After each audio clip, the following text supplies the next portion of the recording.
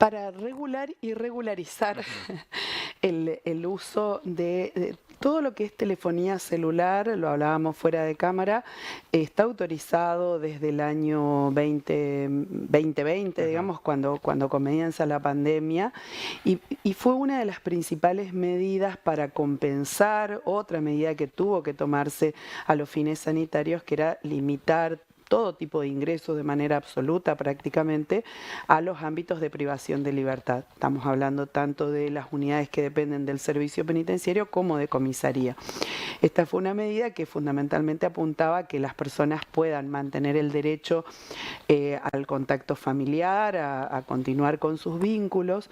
Fue muy importante para poder dar continuidad a procesos judiciales. Recordemos que se llevaron a cabo audiencias de forma virtual, o sea, rápidamente se pudo restablecer con limitaciones, por supuesto, pero todo lo que tenía que ver con el acceso a justicia y con la posibilidad de seguir llevando adelante las causas de aquellas personas que van a estar que estaban aprendidas, digamos, y detenidas en el ámbito de comisarías, como en el servicio penitenciario, y permitió también, entre otras cosas, además del vínculo, del contacto con defensores y de llevar adelante los procesos, por ejemplo, que se pudieran hacer intervenciones en materia de salud mental. Esto para dar un ejemplo, digamos, de lo que permitió la telefonía en el marco de lo que fue la emergencia producto del COVID, ¿no? Lo que esta resolución hace ahora es dar continuidad a esas prácticas, un poco en consonancia con recomendaciones que se han hecho del Comité Nacional, recomendaciones que hicimos ya en noviembre del año pasado desde el mecanismo local, desde el Comité Local, entendiendo que estas fueron buenas prácticas que, contrario de lo que muchas veces se pretende instalar, no se dieron situaciones de mal uso de los dispositivos que estaban autorizados, sino que todo lo contrario, digamos, por ejemplo, se incrementó de manera significativa la matrícula de personas que pueden estudiar en forma remota, ¿sí? Lo mismo que ocurrió a nivel de a mecanismos alternativos y a mecanismos de corrupción. Entonces es muy importante que esto se pueda legalizar, ¿sí? ¿Por qué? Porque los teléfonos ya están, porque existían y existen mecanismos que no son legales para el ingreso, entonces es importante poder regularizarlos para poder hacer un control y además para que ese control permita, entre otras cosas, la prevención de delitos, que es un poco lo que a veces con no tan buenas intenciones se busca instalar, ¿no? Doctora, mencionaba respecto a la situación de la pandemia en el año 2020, cuando en Buenos Aires se comenzó, en primer término, a implementar este sistema, ¿no? De brindarles la posibilidad a las personas que estaban privadas de su libertad a tener un dispositivo, poder hacer videollamadas, incluso utilizaron la utilización de Skype para hacer videollamadas. Exacto. Y algunas herramientas. ¿Cuál fue el resultado de esta prueba, por así decirlo, de lo que fue durante todo ese transcurso de la pandemia ahora? Bueno, hay que recordar que, por ejemplo, provincia de Buenos Aires, digamos, habeas corpus mediante, tuvo que poner en marcha. ¿Por qué? Porque acá estamos hablando de derechos y de derechos que además están consagrados, derechos que van a estar, que son constitucionales, o sea, que nosotros asumimos mediante, como Estado argentino y como Estado provincial, asumimos libremente respetar esos derechos que tienen que ver con todo el sistema internacional de derechos humanos, por ejemplo, el derecho a la comunicación o el derecho a los vínculos de las personas privadas de libertad. El resultado, tanto en provincia de Buenos Aires, como le decían, nosotros estuvimos hace pocos meses, menos de 3 meses, en provincia de Buenos Aires, recorriendo junto con el servicio penitenciario las distintas unidades. Pensemos que algunas unidades en provincia de Buenos Aires, que son las más grandes, en una unidad pueden llegar a ver el total de las personas, el número total de las personas que nosotros tenemos distribuidas en toda la provincia. O sea que pensemos en la complejidad que significa esa cantidad de personas conviviendo en espacios que muchas veces nos difieren respecto de las condiciones materiales a las condiciones de Chaco. Pero lo cierto es que, le decía, para darle un ejemplo, la posibilidad de acceder a estudios remotos, nosotros sabemos, hemos hablado en otras oportunidades con ustedes de la realidad de Chaco, menos del 30% de las personas que hoy están en el ámbito de privación de libertad en el Chaco tienen la posibilidad física, material y concreta de acceder a estudios. Entonces, el teléfono ha sido y es una herramienta que facilita, que acerca y que permite que, por ejemplo, las personas puedan continuar con los estudios, ¿no? Lo que mencioné anteriormente, todo lo que hace a los procesos judiciales, al contacto con sus defensores, al conocimiento de sus causas y obviamente el vínculo con la familia, porque hay que pensar que si bien nosotros tuvimos una situación de pandemia que limitaba el contacto, que limitaba la cantidad de personas que podían acceder, también tenemos otra realidad.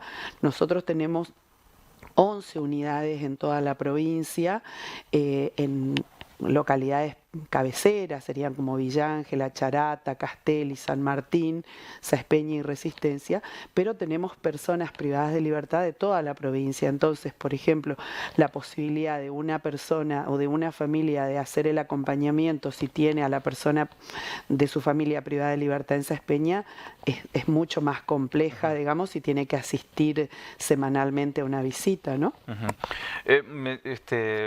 Una de las complicaciones, recuerdo que en el 2020, volviendo nuevamente a este antecedente, fue anterior a que se apruebe la implementación para los teléfonos celulares como otros dispositivos móviles, había sido que cuando se limitaron los ingresos, las visitas, tuvieron una complicación más que empezaron a haber fallas en las líneas de comunicación. Muchas de ellas hablaban de que habían, por supuesto fuera de los lugares de los centros de detención, habían dañado los cables o lo que sea, pero generaron una complicación muy fuerte, lo que llevó a protestas porque no tenían cómo comunicarse, los teléfonos públicos no estaban funcionando y bueno, esa es otra de las herramientas, ¿verdad? No hay ninguna, la semana pasada, antepasada, cuando hicimos la última lectura, esto es importante, esta resolución es una resolución que la venimos trabajando y que la hemos consensuado, digamos, entre distintos organismos con distintas responsabilidades. El Ministerio de Seguridad a la cabeza, pero también Policía, Servicio Penitenciario, el Ministerio Público de la Defensa, la Secretaría de Derechos Humanos y nosotros. Precisamente la gente del Servicio Penitenciario informaba que no hay ninguna unidad en la provincia del Chaco que mantenga los teléfonos públicos. ¿Se acuerdan? Los aparatos, los aparatos ya no existen más. Y la verdad que hay que reconocer que en algunos lugares donde hay mucha gente que aún teniendo la posibilidad de acceder, digamos, a un teléfono, digo, acceder en términos de la resolución, no cuenta y no va a contar con un teléfono por los costos que tiene, ¿no? Entonces, yo quiero reconocer, la verdad que el Ministerio y tanto el Servicio Penitenciario como Policía ya desde pandemia han dispuesto que estas personas igual puedan mantener contacto tanto con defensores y con toda la parte judicial y con la familia, con los WIN o los teléfonos que son propios del sistema, ¿no? Pero imaginémonos cuántas personas hay en Saespeña, cuántas personas hay en Resistencia y muchas veces las limitaciones de la disponibilidad de esos teléfonos es muy alta.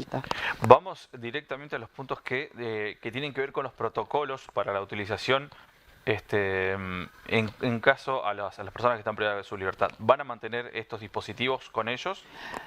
Tenemos dos vías, digamos. Sí. La persona que va a ingresar por primera vez, que generalmente es en el ámbito de las comisarías, yo decía más temprano con una colega suya, va a llevar su propio teléfono o va a ser aprendido, o la familia le va a acercar el teléfono. Si no tiene una restricción en términos de la orden durante las primeras horas de detención o hasta que se determina generalmente la prisión preventiva, si hay limitaciones en cuanto al contacto, digamos, la persona va a firmar una declaración jurada donde se van a registrar todos los datos técnicos del teléfono. Esto va a quedar un registro en la unidad. Esto es muy importante porque permite tener una rápida respuesta frente a la comisión de un delito, pudiendo identificar con datos técnicos esa unidad y ese teléfono. Entonces la persona lo primero que va a hacer es hacer esa declaración, entregar el teléfono, se va a registrar el teléfono, Y después se lo van a reintegrar una vez que es ingresado a la unidad en el caso de comisarías. Lo mismo en el caso del servicio penitenciario. Aquellas personas que tienen ya hoy un teléfono y que han sido autorizadas, se las va a registrar, pero van a continuar con ese registro. Y aquellos que no han registrado el teléfono o que no lo han ingresado, digamos, de esa manera como indica el protocolo, pueden hacerlo o pueden pedir a la familia que les acerque un teléfono, porque también hay una realidad que genera ciertas diferencias, digamos, que durante la pandemia se permitió la incorporación de teléfonos con determinadas tecnologías, por ejemplo, que tuvieran cámara, para poder precisamente hacer las comunicaciones fundamentalmente con la familia y con el ámbito de la justicia. Bueno, no todos los teléfonos cuentan con esa tecnología, entonces hoy las personas tienen la posibilidad de incorporar teléfonos con esas tecnologías. No hay limitaciones respecto de ese tipo de tecnología. En el proceso en el que se registra el dispositivo móvil, una persona está a cargo, no solamente la persona que está privada de su libertad, sino que también hay una persona, supongamos la familia que le brinda el teléfono, sí, también está... el que es la propietaria. Generalmente cuando uno va a comprar un teléfono se presenta, digamos, tiene que dar los datos, o sea que puede ocurrir, digamos, que suponiendo que no sé, usted esté privado de libertad, yo le llevo un teléfono, pero probablemente ese teléfono va a figurar a mi nombre porque yo lo compré o porque yo gestioné el abono, la línea, lo que fuera. Esto también es muy importante aclarar, que todo lo que hace a la conectividad y todo lo que hace al consumo o a los gastos que va a derivar, digamos, del uso de ese teléfono, corre por cuenta de la persona y de la familia, ¿sí? Que fue algo que también circuló el fin de semana de manera errónea. Doctora, supongamos que se puede detectar, supongamos que se detecta en uno de los casos que uno de los teléfonos que se brindó, que está registrado, se utilizó para cometer algún tipo de ilícito, supongamos, ¿no? Sí, esto es muy importante. El protocolo va a hablar de dos situaciones, digamos. Primero porque hay lo que se promueve y lo que vamos a promover durante estos 15 días es un uso racional, un uso responsable de los teléfonos, porque si bien el derecho a la comunicación es un derecho que asiste a las personas privadas de libertad y que no lo van a perder, digamos, en el contexto de encierro, lo cierto es que ese derecho conlleva una responsabilidad respecto del uso, ¿sí? Entonces, puede que haya un uso irresponsable y entonces lo que se inicia es una medida administrativa tendiente a restablecer el uso responsable. No vamos a hablar de una comisión de un delito. Supóngase que está indicado, por ejemplo, en la resolución, la persona se decide que en el ámbito de una clase, en el espacio de escuela, se va a utilizar durante determinado horario para buscar materiales o para ver materiales online.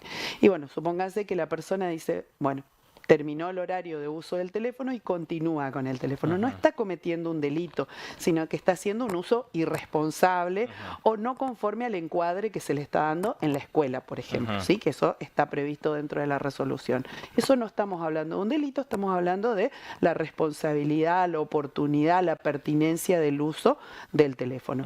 Ahora, también pueden darse situaciones de delito, ¿sí? Como amenazas, extorsiones, que dicho sea de paso, esto también es importante, es decir, el porcentaje de casos de estas situaciones es ínfimo, llega a menos del 1% de hechos que se han cometido con teléfonos dentro de las unidades. Pero suponiendo que hay una presunción, lo primero que hay es una presunción de delito, se inician las acciones legales pertinentes, se notifica a un fiscal y se investiga si se cometió un delito y qué características tuvo, y por supuesto que lo primero que se hace es se retiene el dispositivo como una forma de prevención, por supuesto. Y doctora, ¿cómo se lo detecta, no? Porque en principio sí, las llamadas telefónicas, las comunicaciones sí se pueden obtener, supongamos, pero ¿qué pasa? Porque a través de una llamada de WhatsApp no quedan registros.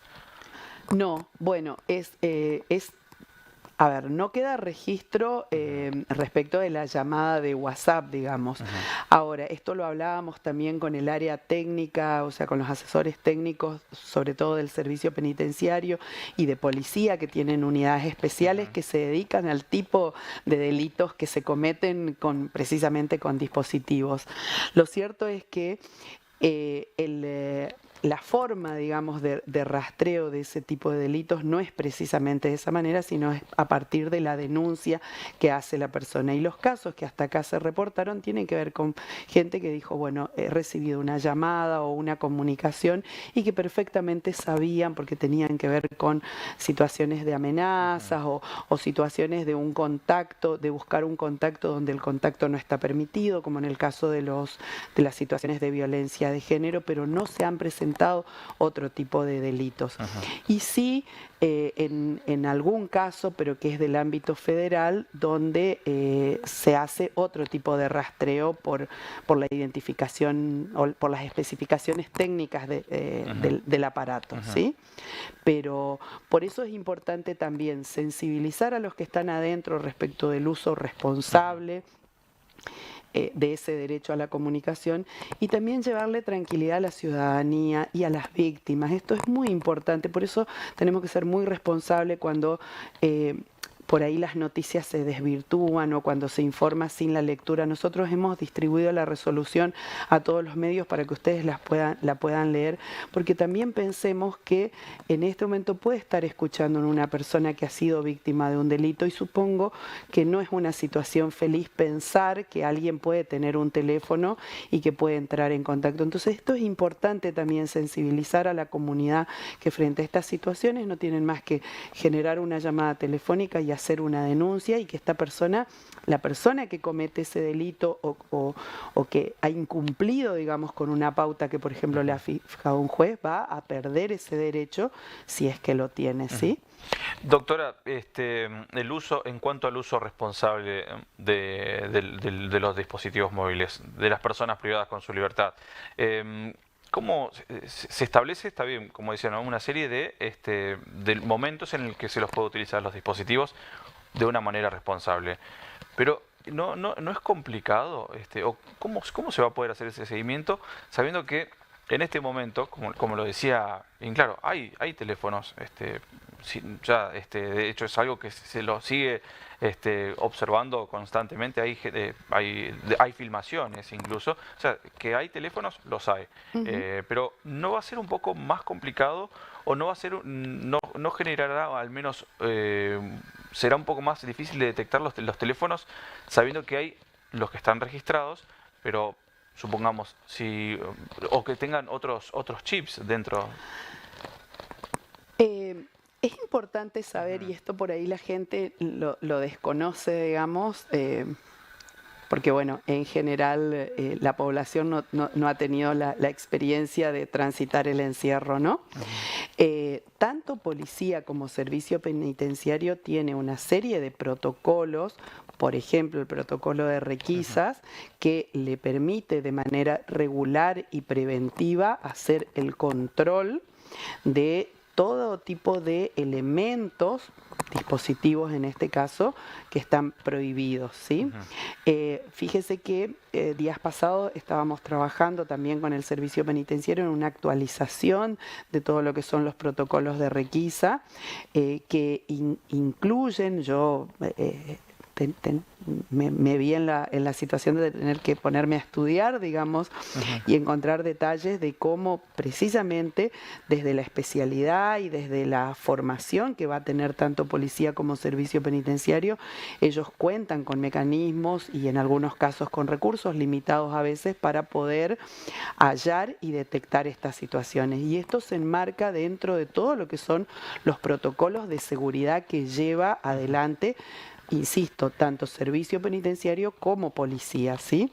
No estamos hablando de un lugar donde la gente, aunque digamos, conserve ciertos derechos, tiene, digamos, hay normas de seguridad, hay sectores factores de seguridad que van variando de acuerdo al grado de confianza respecto del tiempo que la persona o de la conducta que la o las personas tienen y cómo se comportan en el ámbito carcelario. Todo esto hace a la vida interna, digamos, por ahí la gente, el común de la gente no conoce esto, pero bueno, a través de estos mecanismos se tienen que controlar.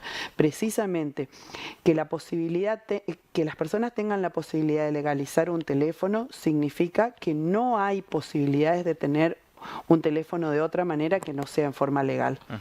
Por lo tanto, cualquier teléfono, cualquier dispositivo o cualquier tarjeta que se encuentre va a ser retirada y eso no tiene que generar ningún problema porque tenerlo de manera legal le significa lo mismo, nada más que lo puede mantener, no va a tener limitaciones respecto de poder ingresar un teléfono y de poder tenerlo y mantener las comunicaciones, por lo tanto no queda margen a que tenga de manera ilegal un dispositivo. Doctora, mencionaba cómo trabaja también el área que se dedica a detectar, como decíamos, a través de IP, a través de cualquier tipo de delito informático. Por supuesto que todas las comunicaciones de alguna manera van a tener acceso a poder monitorear, por así decirlo, lo que está pasando, ¿verdad? Las comunicaciones de las personas en el ámbito del encierro, digamos, son comunicaciones que no están sujetas a monitoreo porque tienen que ver con la privacidad de la persona y tienen que ver con, aun cuando existiera un teléfono público y demás, eso tiene que ver con, insisto, el respeto de la privacidad y de la intimidad de las personas. Lo que sí estamos diciendo es que a través de estos mecanismos se pueden detectar y prevenir cuando hay comisión de delito, ¿sí? Cuando no hay presunción de comisión de delito o cuando no, digamos, la persona no comete un delito, eso forma parte de la comunicación privada que va a tener la persona, al igual que no se monitorea o no se escuchan las conversaciones o no deberían escucharse las conversaciones de una persona que recibe a su familia, que recibe a su abogado, que recibe la visita de alguien que esté autorizado, ¿no? Bien. En cuanto, a ver, ya estamos hablando de los dispositivos móviles, como también de computadoras, notebook, tablets. ¿Cómo se encuentran la situación de las unidades, de las dependencias? ¿Están en condiciones para, supongamos, ¿no? Lo mínimo, tener un cargador? Sí, el mayor problema que nosotros tenemos es el mismo que padecemos en general todos los ciudadanos, que son las limitaciones a la conectividad. Nosotros tenemos limitaciones porque los servicios de Internet son un costo muy alto, ¿sí? Esto lo han vivido las familias que durante la pandemia tuvieron que, y después incluso, sostener servicios de conectividad para que sus niños, niñas puedan seguir asistiendo a la escuela. Entonces, tenemos un gran problema, que nosotros tenemos áreas importantes áreas de la provincia que tienen limitaciones en la conectividad, que el servicio de Internet no es un servicio económico, y creo que las dificultades van a pasar por ahí respecto de la posibilidad de estar conectados, qué sé yo, a través de otras formas y a través de otros dispositivos. Y después sí, y esto tiene que ver con lo que las personas, o sea, cuando la persona declara el teléfono, obviamente que tiene que declarar los accesorios que forman parte. Nosotros tenemos personas que están autorizadas a cursar incluso carreras universitarias, con lo cual se les permite el ingreso de una pequeña cámara si el dispositivo no tiene cámara, en fin. Todos estos dispositivos anexos, por así decir, o complementarios, también tienen que estar registrados y desde ese punto de vista permitidos, ¿no? Claro, lo que pienso yo es que quizás, ¿no? Supongamos, ingresa una notebook a la unidad. ¿Tiene lugar donde poder ubicarse la notebook para no solamente la conexión de Internet, sino la energía misma, ¿no? Sí, energía hay en todas las unidades. Sí. En general los dispositivos que no son teléfono, por el costo, ¿sí? Y por el cuidado que tiene la propia persona. Generalmente quien puede acceder a una computadora, a una tablet, son aquellas personas que van a estudiar, que están haciendo estudios, incluso estudios universitarios, entonces tienen mucho cuidado y son muy responsables. Hemos tenido situaciones de personas que van a reciben, digamos, la computadora, la utilizan en determinado ámbito, que son los ámbitos de escuela o los espacios que están destinados a estudiar, y después piden que no ingresan a las celdas o al pabellón con ese bien, precisamente por el costo que tiene y por la conflictividad que puede generar, entonces lo dejan en custodia y esto está previsto, digamos, que lo puedan dejar por una cuestión de seguridad del bien, que además es muy costoso, es muy, muy costoso, ¿no? Doctora, hay muchísimas preguntas más que me quedan por delante, pero el tiempo también se nos va acotando la entrevista. Uno de los temas que quería consultarle es respecto al Estado. El Estado tendrá la obligación de brindarle solamente, claro, solamente cuando la persona que está privada de su libertad no tenga manera de acceder a un dispositivo. Esto tiene que quedar muy claro, Sí. porque además se presta, esto genera y hiere muchas susceptibilidades y es lo que asistimos lamentablemente, yo lo tengo que decir yo creo que con un claro sentido de político, digamos, ¿no? El comité es un órgano de contralor, autónomo y autárquico, que es un organismo técnico, digamos, así que en esto yo puedo decir, digamos, puedo dar cuenta de las cuestiones técnicas. Bajo ninguna circunstancia el Estado provincial asume la responsabilidad de la provisión, ni siquiera de los equipamientos ni de la conectividad. Por eso mencioné esta dificultad, ¿sí? Lo único que está haciendo es regular el uso, que es lo que le corresponde. Y esto también hay que ser claro.